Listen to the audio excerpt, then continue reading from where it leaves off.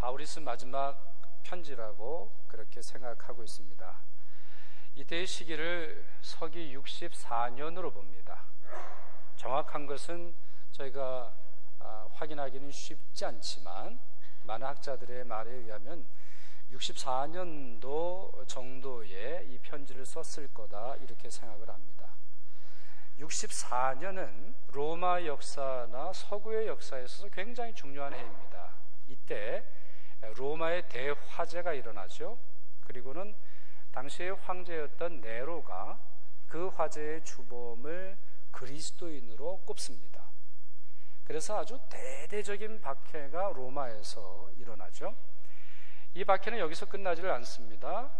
그 이후에 우리 66년에 1차 유대와 로마의 대규모의 전쟁이 이루어지고요. 또 68년에 네로가 죽고, 그리고 나서 70년에 예루살렘이 로마군에 의해서 점령당하고 성전이 완전히 무너집니다. 물론 그 전에도 로마에 컬러나이즈드 되어 있었습니다. 로마의 지배 아래 들어 있었지만 그 정도로 붕괴되지는 않았었는데요. 70년 이후 이제 유대 역사는 지구상에서 사라지게 되는 그러한 운명을 겪게 되죠. 그 시작점이 64년입니다. 그렇게 64년도에 편지를 쓴, 그것도 자기의 삶의 마지막 쓴 편지라고 스스로 인식하고 있던 바울뿐만 아니라 많은 크리스천들, 많은 크리스천 지도자들, 교회의 지도자들에게는 걱정이 참 많았습니다. 그도 그럴 것이 많은 사람들이 바울을 버렸죠. 감옥에 갇혀 있었던 바울, 당시에 바울이 감옥에 갇혀 있을 때는 두 번째 투옥된 겁니다. 우리 다른 에베소서, 골로새서, 또 빌립보서 이러한 옥중서실은 1차로 감옥에 갇혀 있을 때였는데요, 2차로 감옥에 갇혀 있을 이때는 훨씬 더 많은 핍박과 또 정치적으로 좋지 않은 상황 속에 있었던 것을 볼 수가 있습니다. 이와 같은 때 누가가 그 옆에 있었습니다. 누가가 바울 곁에 있었고, 또 다른 한 사람이 바울을 찾아오죠. 그 사람이 누구이겠어요? 오늘 우리가 보려고 하는 오네시모가 아니고 다른 분입니다. 오네시모는 다른 분이고 오네시포루스라고 하는 그러한 그리스어 이름을 가지고 있는 분이죠. 자, 이분이 어떤 행동을 했나, 이분이 바울에게 어떠한 도움을 줬나 살펴보죠. 첫째, 이 오네시포로는 감옥에 있던 바울을 자주 격려해 주었습니다. 자주 격려해 주었어요. 어쩌다가 한번 찾아온 것이 아니고 자주 격려해 주었습니다. 격려해 주는 사람, 이것이 바울이 기억하는 이 오네시포로의 어떤 그런 모습이죠. 격려라고 하는 이 말의 헬라어 그리스어가 뭔가 봤더니 아네푸시켄 이렇게 되어 있어요. 아네푸시켄.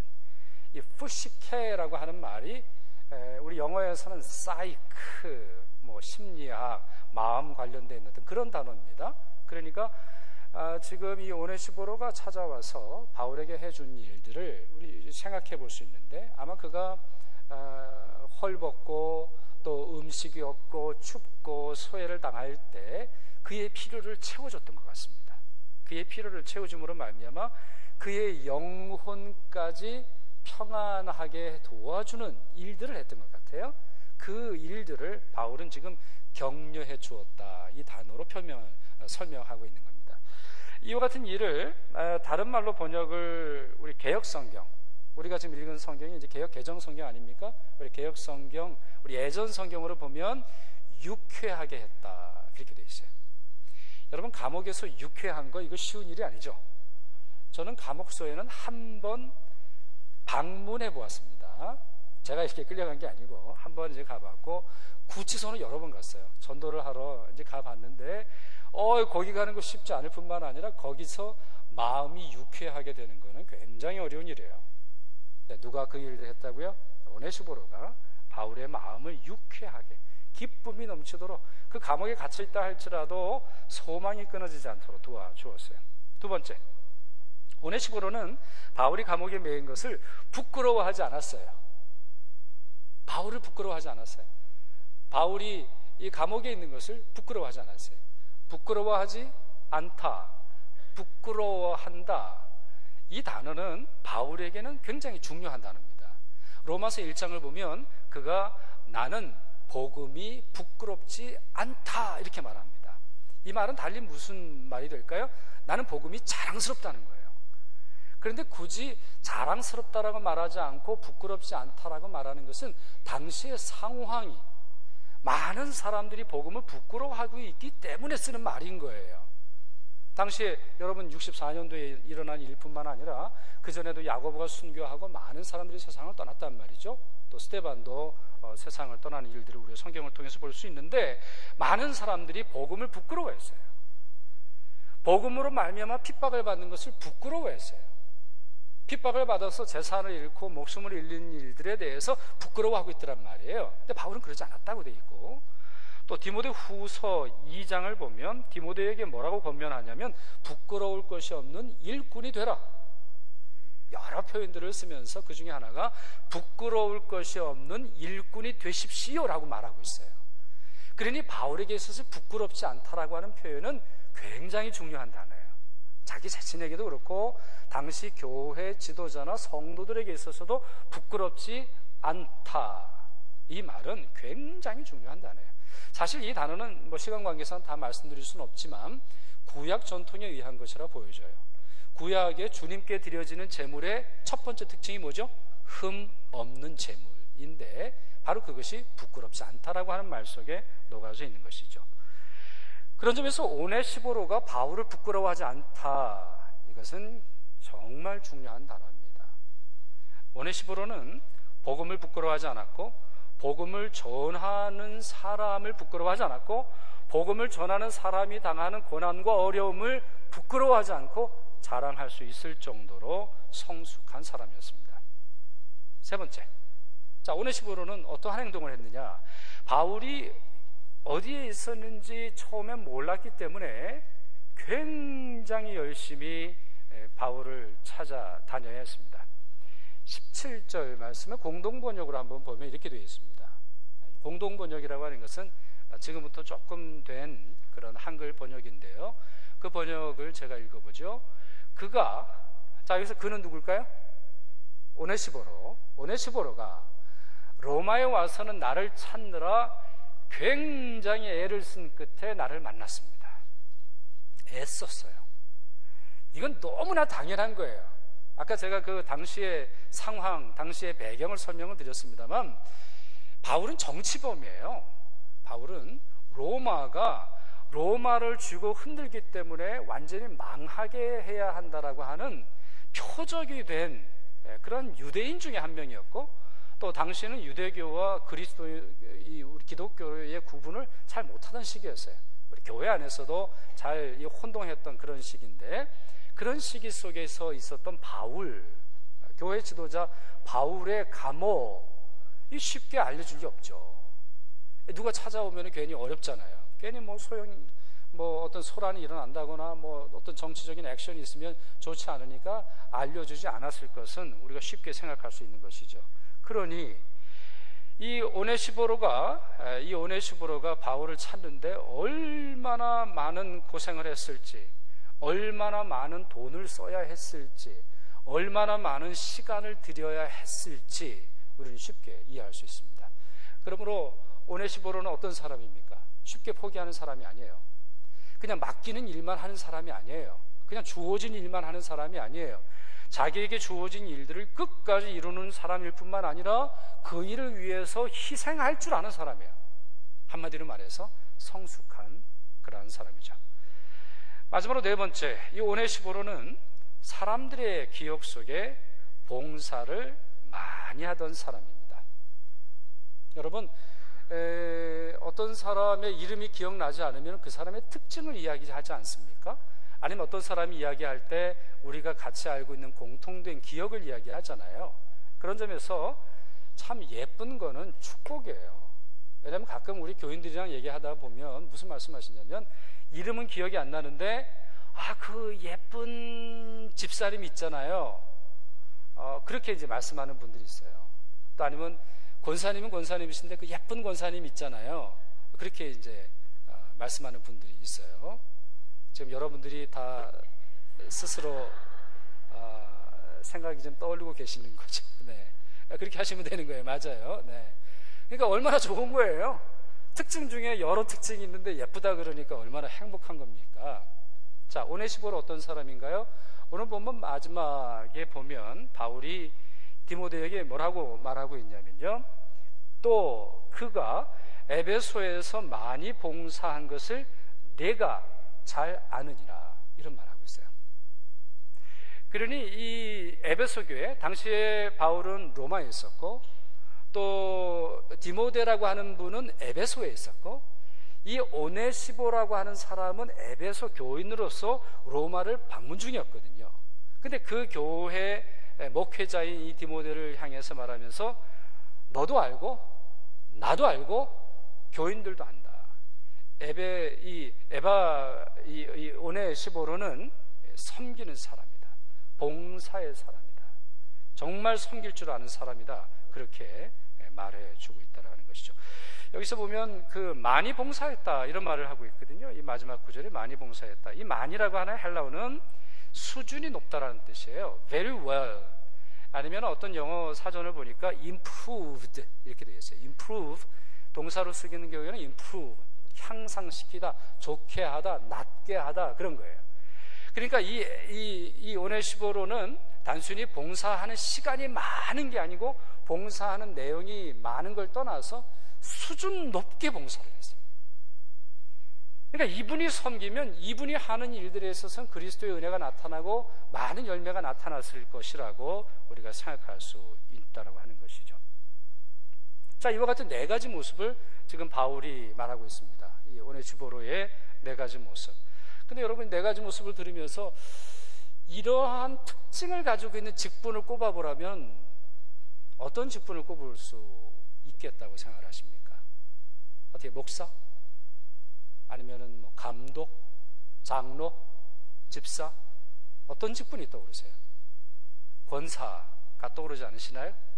신방하고 힘들고 어려운 사람들을 격려해주며 또한 복음을 부끄러워하지 않고 함께 울어주고 함께 웃어주고 정말 참된 복음으로 누군가에게 전해주는, 또 기도로 함께 은혜를 나누는 그러한 직분이 권사의 직분인데, 어떻게 본다면 저는 성경 전체에서 이 오네시보로의 모습이야말로 오늘날의 권사의 직분에 가장 적합한, 가장 모델이 되는 그런 분이라는 생각이 듭니다.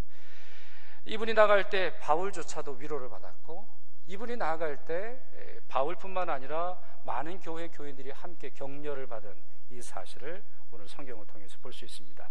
자, 그렇다면 이제 설교의 큰 두 번째 파트인데요, 이와 같은 이야기를 왜 바울이 하고 있을까요? 상황이 이렇게 좋지 않고, 그리고 앞으로 자기의 삶이 어떻게 될지 전혀 알 수 없는, 이제 마지막이라고 하는 그런 단계라고 생각을 했던 바울은 왜 오네시보로의 이야기를 이토록 자세히 써놨을까요? 이것은 한 번에 끝나는 게 아닙니다.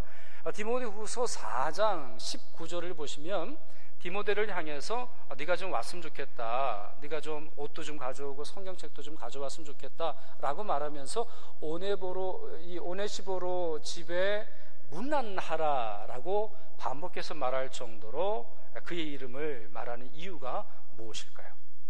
저는 세 가지라고 생각합니다. 첫째, 바울은 자기를 떠난 사람이 누구인지 디모데에게 말해주고자 했어요. 경고하는 차원이었어요. 그 사람들은 예수 그리스도를 잘 믿은 것처럼 보였지만 그들이 에베소 교회로 돌아갔을 때 잠재적으로 위험한 일들을 할 수 있을 사람이라는 것을 알려주고자 했어요. 그래서 디모데후서 1장과 디모데후서 마지막 장을 보면 믿음을 버린 사람들, 배신한 사람들, 복음에서 떠난 사람들, 복음의 직분에서 떠난 사람들의 이름이 거론되고 있습니다. 그리고 또 하나, 그것과 전혀 다른 의미로서 복음의 참된 의미를 가지고 있는 사람들의 이름을 거론하고 있는데, 그 중에 바로 오네시보로가 있는 것이죠.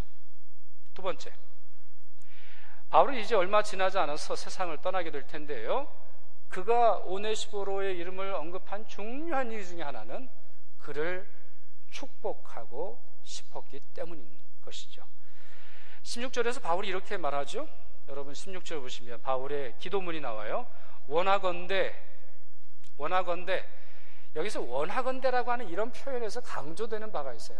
나는 정말 원한다. 목회자인 바울, 선교사인 바울, 삶이 이제 끝나가는 바울이 정말 하나님께 간곡하게 부탁하는 기도가 있는데 그게 바로 뭐예요? 주께서 오네시포로의 집에 긍휼을 베푸시옵소서, 이렇게 기도하고 있어요. 근데 여러분, 이 말씀의 특징이 있죠. 오네시포로를 긍휼 있게 하옵소서, 이렇게 말하지 않고 뭐라고 되어 있어요? 지금 본문에 오네시포로의 집에, 제 얼굴에 집이라고 써 있지 않잖아요. 일단 빨리 성경을 보셔야 돼요. 오네시포로의 집에 긍휼을 베풀어 주옵소서 기도하고 있는 거예요. 여러분, 선한 일은 누가 했어요? 오네시포로가 한 거예요. 감옥엔 누가 왔어요? 오네시포로가 했어요. 봉사는 누가 했어요? 오네시포로가 했어요. 섬기고 격려하고 돕는 일, 희생하는 일 누가 했어요? 이분이 했단 말이에요. 그런데 긍휼은 누가 입어요? 이 집안이 받는다는 거예요. 집안이 받는다는 거예요. 다윗이 지은 시편 37편 말씀이 이렇습니다. 한번 같이 읽어봤으면 좋겠는데요. 시편 37편 23절에서 26절까지인데, 자, 같이 읽겠습니다. 여호와께서 사람의 걸음을 정하시고 그의 길을 기뻐하시나니 그는 넘어지나 아주 엎드러지지 아니함은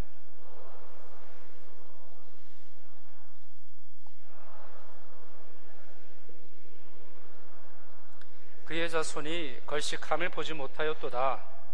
그는 종일토록 은혜를 베풀고 구워주시니 그의 자손이 복을 받는도다. 아멘. 여러분, 아멘입니까? 네. 이런 복이 있으니까 우리가 신나게 주님을 위해서 일하는 거 아니에요? 그래, 동시에 이러니까 일 때가 좀 힘든 거예요. 신앙의 일 때가 이래서 좀 힘든가 봐요. 자기를 위해서 기도해주는 그 기도의 그 분량이 아무래도 좀 작다 보니까 좀 일대 성도가 좀 고난을 많이 당한다, 우리가 이렇게 흔히들 얘기를 하는데요. 자, 이 말씀 보세요. 그의 자손이 복을 받는도다, 이렇게 말하고 있습니다. 이 오네시포로의 경우도 마찬가지예요. 수고는 그가 했지만 복을 누가 받아요? 그 자녀들이 받는 거예요. 문안을 누가 들어요? 그 자녀들이 듣는 거예요. 그 섬김과 봉사가 얼마나 귀하고 얼마나 하나님께서 기뻐하시는지 우리 쉽게 이해할 수 있죠. 이러한 예가 성경에 얼마나 많이 나옵니까, 여러분? 이게 뭐 한두 번에 끝나는 예가 아니잖아요. 예를 들어서 노아 한 사람이 순종했더니 그의 아내와 자녀들과 자녀들의 배우자까지 함께 방주에 오를 수 있지 않았습니까? 또 라합의 경우는 어떻습니까? 그녀의 직업은 기생이라고 한글에서 공연하고 있고, 또 어떤 데서는 우리 그냥 여인숙을 여관을 운영하는 그런 사람이라고 되어 있는데, 기생 라합이 순종함으로 말미암아 정탐꾼을 숨겨 주었고 그 일이 그 집에 복이 되죠. 라합이 복이 됩니다. 그래서 라합은 이스라엘 사람이 아니에요. 라합은 약속의 언약의 백성이 아닙니다. 라합은 여리고에서 살던 사람이에요. 가나안 출신이에요. 그런데 그의 자녀가 다윗의 조상이 됩니다. 그리고 그 이름이 예수님의 족보에 이르게 되죠. 그러니 한 사람의 순종이 얼마나 귀한 거예요. 한 사람의 수고가 나타나는 그 열매와 그 축복의 흐름과 양과 그 길이가 얼마나 놀라운지 우리는 쉽게 이해할 수 있죠. 바울은 그와 같은 믿음의 원리를 말하고자 이 오네시포로의 일들을 기록을 해놓은 것이죠.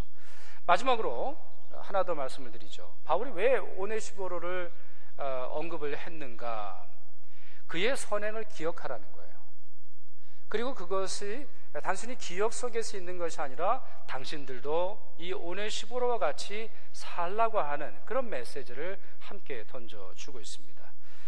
아까도 말씀드렸습니다만 바울의 편지 중에서 동일한 인물의 이름이 반복적으로 나타나는 경우는 거의 없어요. 수신자를 제외하고. 디모데 전서, 디모데에게 보낸 첫 번째 편지를 말하는데 당연히 수신자가 있으니까 그 수신자를 여러 번 언급하죠. 그러나 수신자가 아닌 경우에 반복해서 말하는 경우는 거의 없어요. 근데 이게 짧은 편지인 디모데 후서 4장밖에 되지 않는 곳에서 무려 3번이나 반복해서 그의 이름을 언급한 이유가 있어요. 기억하라는 거예요. 그 이름을 기억하라는 거예요. 그 직분을 기억하라는 거예요. 그 섬김을 기억하라는 겁니다. 누군가 나를 기억하는 것, 그건 굉장히 큰 축복이에요. 누군가가 내 믿음을 기억하는 것, 또 누군가가 나를 정직한 사람, 누군가 나를 믿음의 사람, 사랑의 사람, 능력의 사람이라고 기억해 준다면 그것처럼 큰 기쁨과 그것처럼 큰 소망이 없어요. 저는 이게 얼마나 소중한지 초등학교 6학년 때 깨달았어요. 저희 학교 졸업식이었는데요. 저희 국민학교 졸업식 때 저는 한 번도 제 학교 다니면서 그 여학생과는 대화를 나눠본 적이 없었는데 그 여학생은 저희 학교에서 제일 예쁜 아이였거든요. 근데 졸업식 날 이 아이가 저희를 손을 내밀면서 악수를 청한 것이 아직도 기억에 조금 남습니다. 물론 이제 결혼한 이후에는 그것이 희미해졌습니다만 저는 깜짝 놀랐어요. 그렇게 예쁜 애가 나같이 생긴 애를 와가지고, 제가 한 게 아니에요. 여러분 뭐 의심하지 마세요. 제가 한 게 아니고 걔가 나를 손을 뻗어가지고 악수한다 그러면서 축하해 라는 그 말이요, 저에게는 굉장히 큰 기쁨이었어요. 기억된다는 거죠. 나는 그냥 무생물처럼, 나는 아니면은 그냥 뭐 아무것도 없는 존재처럼 생각되는 것이 아니라 나를 기억해 주는구나 라고 하는 것이 제게는 큰 그러한 기쁨이 되었던 것이 있었습니다. 그것이 기억의 힘이에요. 내가 당신을 기억합니다. 누군가 울고 있을 때 당신을 기억합니다. 우리 이쪽 보니까 우리 지금 이번에 제대하고 이제 다시 복귀한 우리 형제가 지금 보이는데, 우리 군대에 있는 형제를 향해서 내가 당신을 기억합니다. 힘들고 어렵고 출타 중인 형제를 향해서 내가 당신을 기억합니다. 이런 말이 그 듣는 사람으로 하여금 얼마나 큰 기쁨이 되는지 몰라요. 저에게 어떤 한 장로님은, 이분은 뭐 출타하시고 나서 꼭 보면 저한테 그렇게 하세요. 보고 싶었습니다. 이렇게 인사를 하세요. 실제로 보고 싶으셨는지 아닌지는 뭐 알 수가 없습니다만 그 말 자체가 주는 힘이 있다라는 것이죠. 지금 바울은 이 오네시포로의 이름을 언급하고 그가 했던 일들을 언급하면서 그를 기억해 주라 지금 권면하고 있는 것입니다. 히브리서 말씀이 이런 말씀이 있어요. 하나님은 불의하지 아니하사 너희 행위와 그의 이름을 위하여 나타낸 사랑으로 이미 성도들을 섬긴 것과 이제도 섬기고 있는 것을 어떻게 하신다고요? 잊어버리지 아니하시느니라. 하나님 잊지 않으세요. 하나님이 여러분이 하신 수고와 여러분의 섬김을 기억하세요. 고린도전서 16장 18절입니다. 여기서도 이 장도 역시 리스트가 쭉 나와요. 믿음의 사람과 그 사람들의 여러 모습들을 언급하고 있는데요. 그 중에 한 말씀이 이렇습니다. 그들이 나와 너희 마음을 시원하게 하였으니 그러므로 너희는 이런 사람들을 알아주라. 이런 사람들을 알아주라. 여기서 알아준다라고 하는 말은 예수님처럼 떠받들라는 말은 아니죠. 하나님처럼 떠받들고 하나님처럼 위대함을 선포하라는 뜻이 아니에요. 하나님이 기억하시는 기억을 당신들도 가지십시오라고 하는 말이에요. 이 히브리서의 말씀 보세요. 히브리서에 하나님은 기억 잊지 않으신다 그렇게 하고 있잖아요. 하나님도 기억하시는 일들을 우리는 마땅히 기억해야 함을 설명하고 있는 것이죠. 하나님이 기억하시는 것을 함께 기억하는 것, 그것이 성도의 자세이고요. 기억을 통해서 누군가를 격려하고 위로하는 것, 그것이 성도의 자세인 것입니다. 오늘 우리는 이 오네시포로처럼 주님과 교회와 저와 같은 많은 목회자를 섬긴 두 분의 은퇴식을 예배 중에 거행하게 됩니다. 우리 임직식도 참 귀하고 소중하고 은혜가 넘치고 주님께 감사할 일이지만 일평생을, 평생의 일부분을 주님께 드린 그 수고와 그 섬김을 우리가 기억하면서 함께 예배드릴 수 있어서 감사를 드립니다. 여러분 모두 그와 같은 기억 품으실 수 있기를 바라고, 두 분만이 아니라 여러 권사님들, 여러 장로님들, 또 여러 집사님들, 우리 재직들, 우리 성가대원들, 교사들, 또 소리 소문 없이 보이는 곳에서 보이지 않는 곳에서 수고하는 우리 구역 인도자와 많은 분들이 있음을 여러분들이 기억하시길 바랍니다. 기억의 반복이 역사입니다. 기억하지 않는 것은 역사를 지워버리는 것입니다. 힘들고 어려운 사람들과 함께 기억하는 것, 힘들고 어려운 사람들의 기억, 힘들고 어려운 사람들의 상처를 함께 기억해 주는 것, 그것이 위로입니다. 기쁘고 즐거운 것을 함께 기억해 주며 함께 기뻐하는 것이야말로 축복의 나눔인 것입니다. 기도하겠습니다.